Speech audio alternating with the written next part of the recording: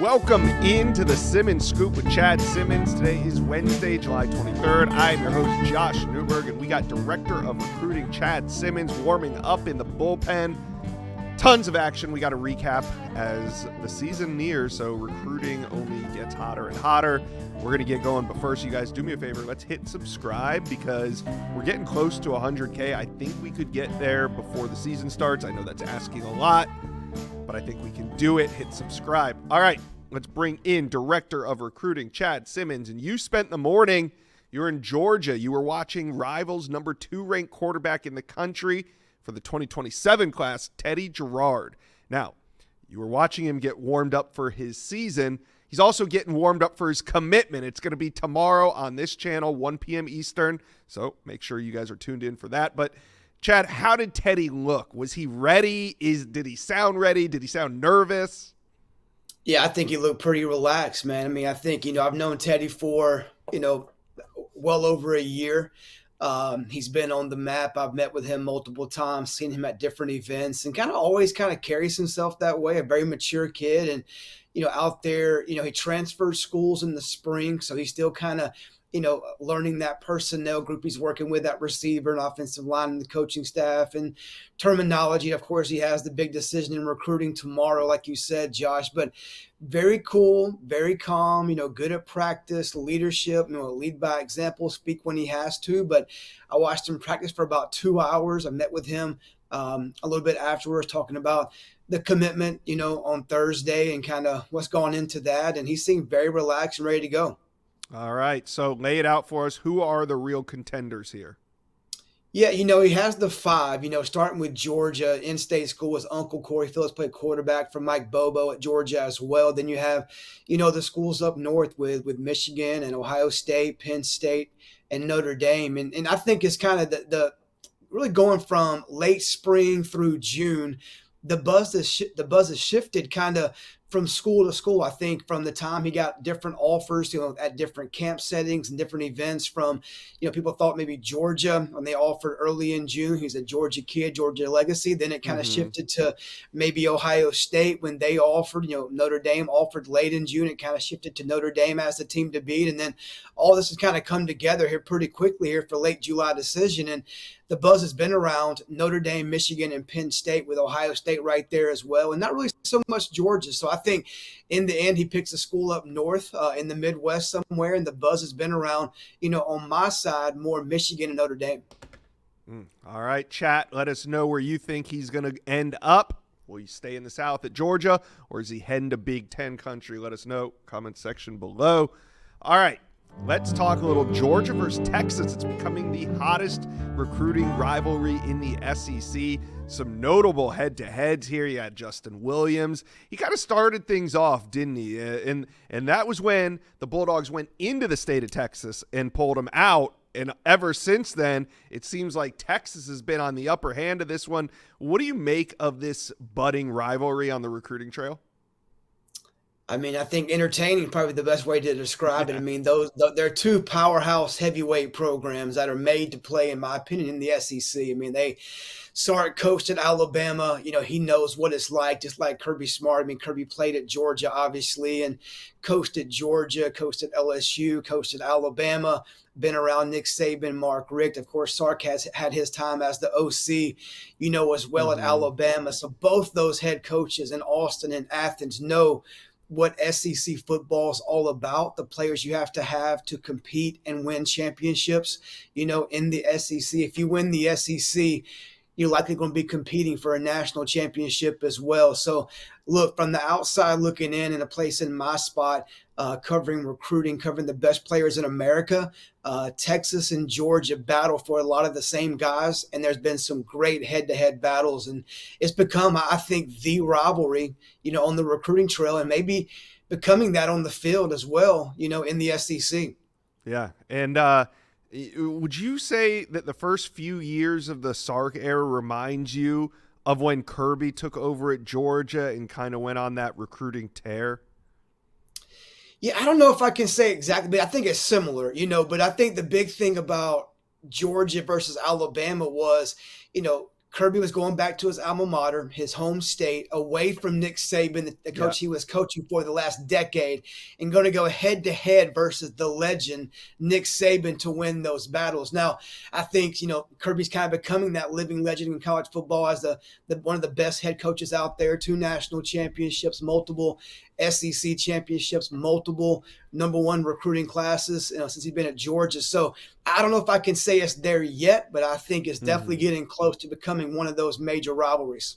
Yeah, and Texas is really hitting their stride. What have you noticed about Texas recruiting this cycle? I mean, what is it? Is it the wins on the field, the hype, the excitement? Is it the NIL? I mean, fans have different opinions of how Texas is getting it done, but in your opinion, why are they winning so many of these battles against Georgia right now?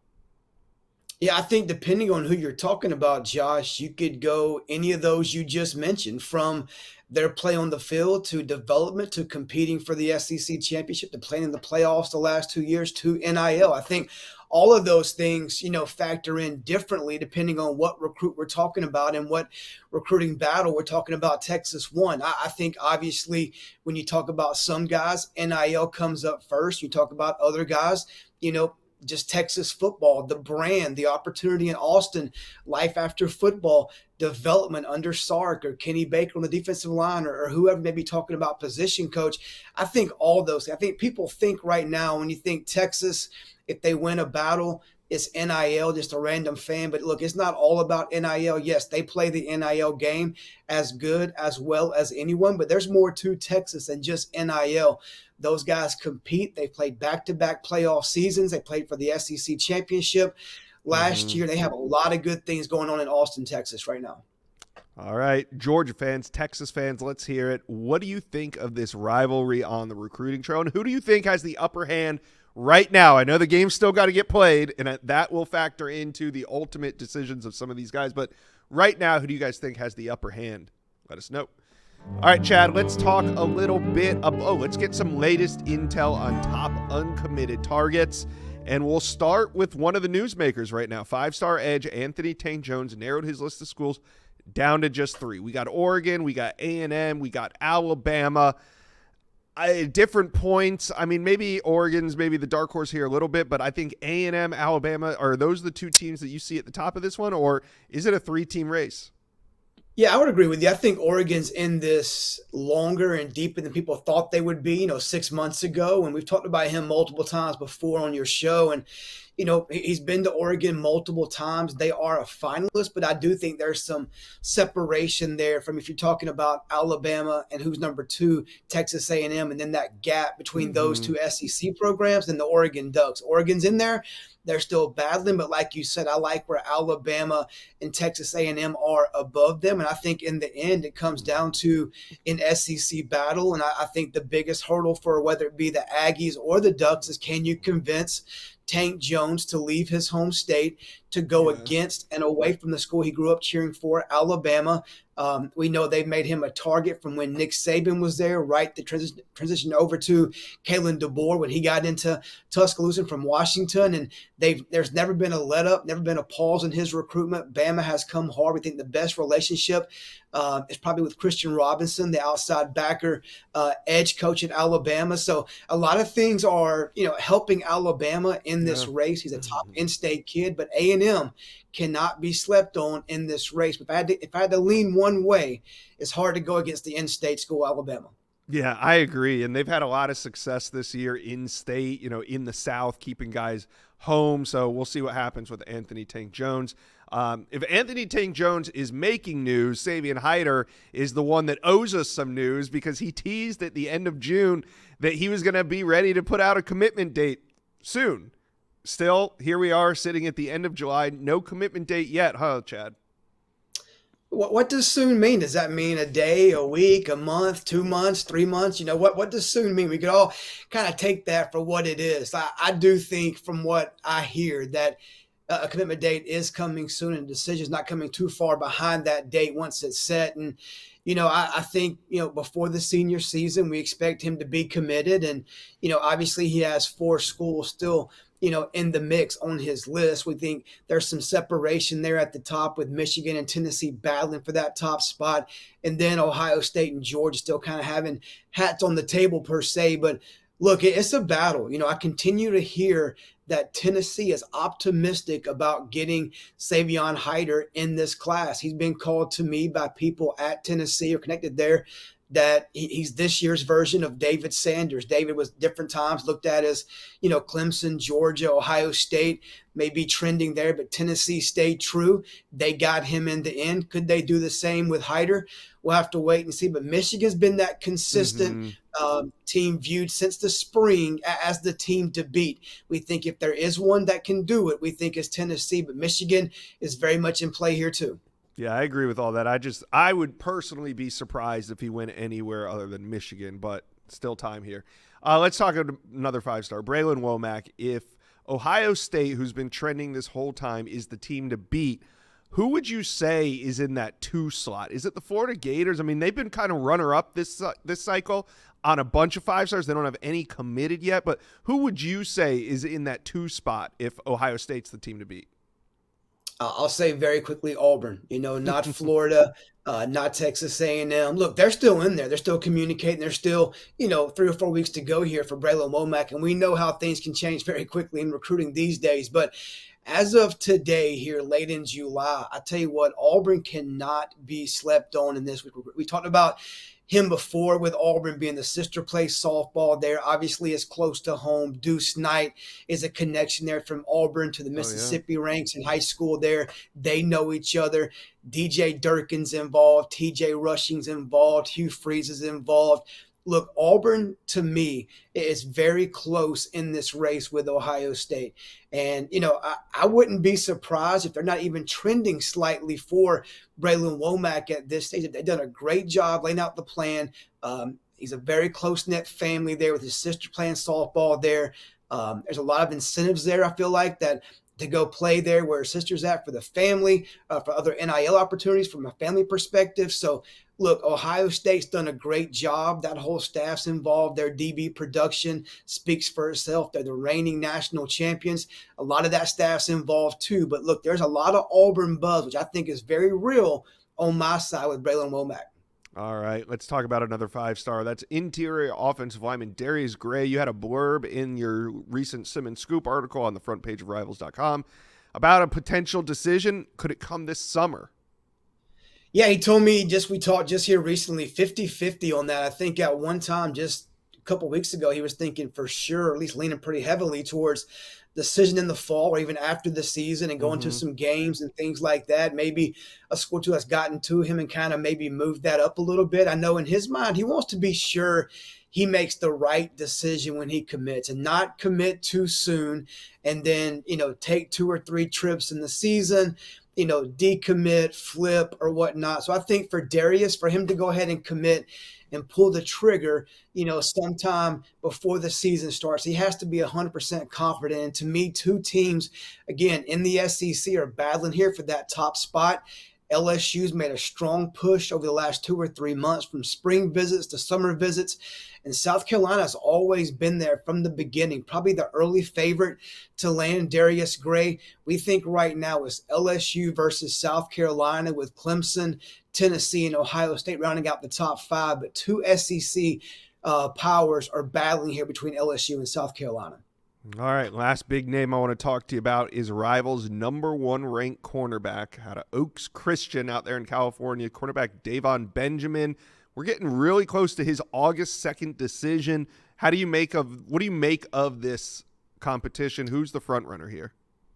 Yeah, I think going into the OVs, Josh, everybody was chasing Oregon, and I kind of still see it as everybody's chasing Oregon. Can somebody knock them off? Is it Michigan? Is it Texas? Could it be Washington with a surprise and knock Oregon off? I think you look back, a year ago throughout the fall, early into this year in 2025, I think you've heard the consistent of Oregon being that team to beat. And I think that there was a little bit of pause there a little bit where USC made a move at one point early in the spring, and there's been buzz around some other schools being competition. But the consistent school has always been Oregon. I've heard nothing different coming off the OVs that Oregon's not in a good spot to land Davon. And again, Michigan's pushing. Texas is trying hard as well. But again, I think Oregon has the best chance to keep him as far as get his commitment in this class.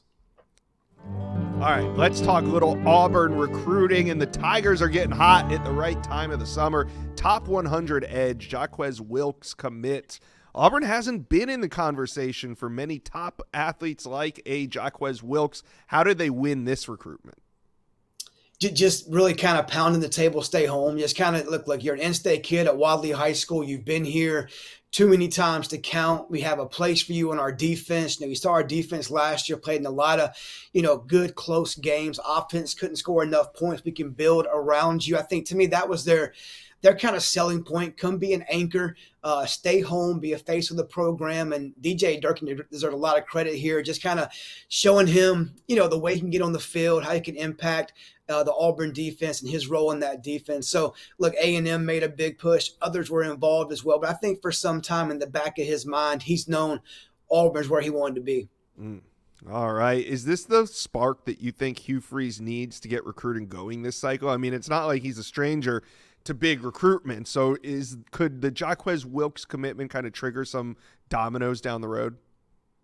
I mean, he loved nothing more. I mean, they need a spark, this summer for sure. I mean, we're used to Auburn recruiting at a high level in the SEC, and there's still plenty of time to get guys this summer, and then obviously flip guys in the fall leading up to signing day. But yeah, I think there's three guys I think we're watching right now with Auburn, and that starts with Deron Parks this weekend, offensive lineman in Florida, then goes to elite wide receiver Jace Matthews in Mississippi on August 8th, and then five-star safety also in Mississippi, Braylon Womack, on August 21st. So to me, they would love for Wilkes to kind of light that fire.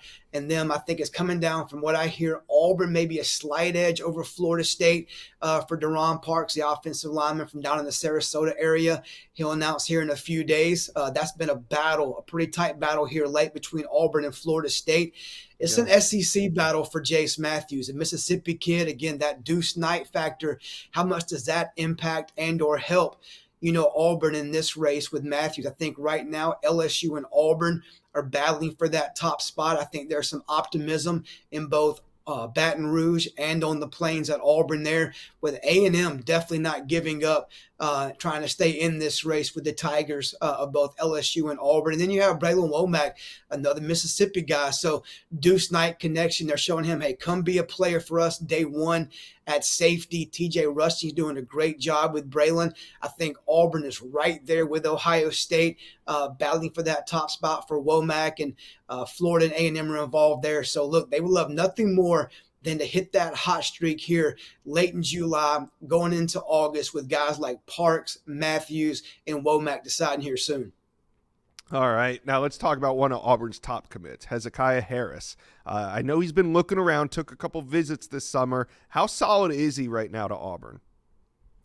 Yeah, everything there, Tennessee's kind of been that school, kind of laying in the weeds, trying hard to flip him. Florida's been involved. Some different schools have been in the mix. But I think everything I'm hearing right now is there's some confidence that Auburn kind of keeps him in this class. And, when you have a kid that commits early, you have to hang on to those guys and recruit them like they're not committed. They're doing a good job there. I think that's what's going to happen after this run of next commits between, Parks, Matthews, and Womack. I think Auburn kind of turns their attention in the fall to hoping to flip some kids between then and signing day in December. I agree with that. Auburn fans, talk to Chad and I. Who are your priority targets for Auburn recruiting as we head into the season? Let us know.